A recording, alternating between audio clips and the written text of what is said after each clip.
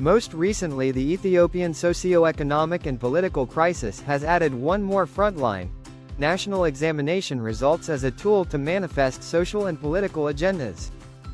A weak and short-sighted playground picked up by those within the Ethiopian educational ecosystem vested in economic and political interest.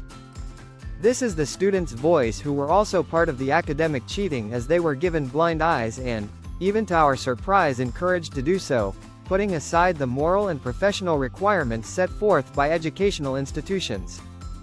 Meanwhile, this article is also a way of communicating the grievances of bold students who timely reported such bad trends, but in vain, as they were again given cold shoulder from the instructors who failed to attend and deter such misbehavior. Consequently, such acts of indifference encouraged the practice noticeably. The recent Ethiopian political culture has gone to the extreme of interpreting academic results in perspective of political administration, questioning who has done better. The objective is to try to simplify and promote political positions in the spirit of negative competition in an already divided community. It is becoming a common trend that if someone scores higher grades, the regional, ethnic, and religious attributes of that person are the questions that come to most people's mind. An irrational approach to a glamorous situation that would have been a learning point to others. By saying this, I am not ignoring how socio-economic, cultural, and political factors interplay in determining the failure or success of students and thriving citizens in general.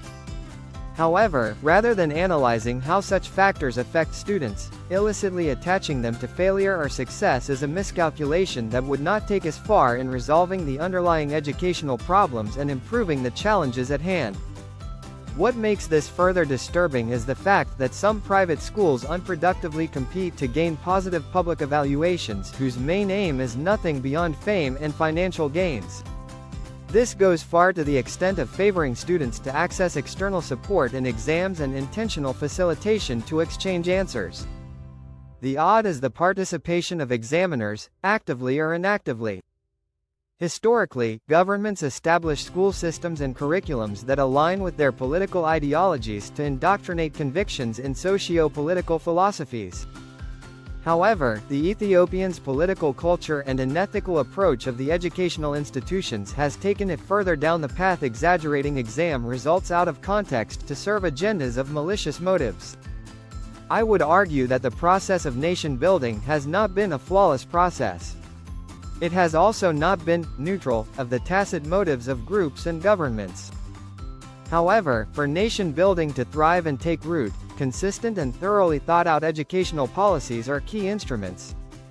The observation, however, in Ethiopia since the establishment of the modern educational system is different, as the country swings back and forth in setting up a comprehensive education policy. Such inconsistencies inform not only confusion but also subject a generation for policy experimentation. In doing so, regions and schools try to manifest national academic outcomes as indicators of their performance positively and make fun of others for performing below the standard. What is wrong here? If our result is justified by the process we have followed, then it potentially entails sustainability of outcome.